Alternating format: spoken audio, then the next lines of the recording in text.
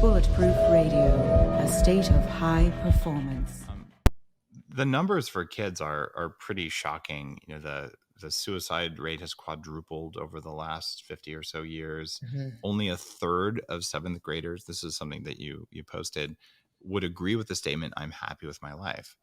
Do you think parents should actually ask your kids, "Hey, are you happy with your life?" Is that a good opener? And they're like, "No, I'm not."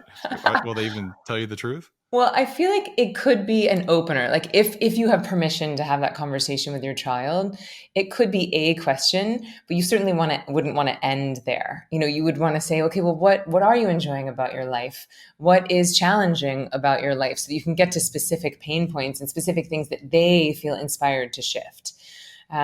But you're right. Like, so I was speaking to a child psychologist because we got a real dream team of folks to help us with this. With Dr. Shafali, who's Oprah's go-to parenting expert, Dr. Christina Cohen, who's a double PhD in child psychology, a Harvard child psychologist named Haley, and then folks from Sesame Street. So we had like a real wide range of experts helping us with this. But one of the psychiatrists said, you know, when I was doing my, what is it called when they're like rotations, when like lab, what is it when doctors are training? Residency.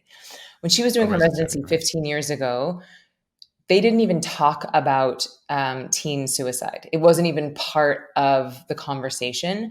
And now she's having to do like whole courses on it every year on continuing education because the numbers have gone up so dramatically. And that was even pre-pandemic.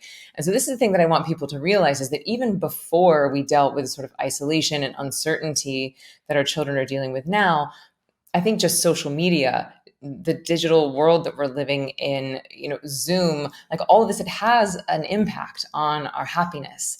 And social media it's not a joke. Like you think about like face-to-face bullying, and then you see it, like people are so much braver behind a computer screen.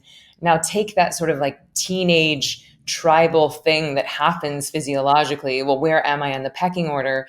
And then add on a barrier of anonymity of social media, and you can really do some damage. And I don't like to harp on all of the ailments and all of the potential pitfalls because I don't want to stress parents out more.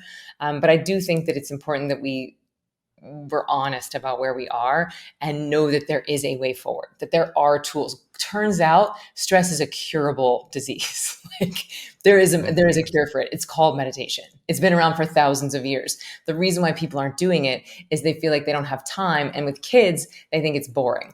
And this is where I've spent my 10-year career on Broadway and worked with puppeteers and writers and puppet builders from Sesame Street to make this thing so dang entertaining that your kids aren't even going to really know they're meditating. It's like, wait, hang on. I just had a lot of fun for 15 minutes and I happen to learn about my emotions and these tools I can take with me for the rest of my life.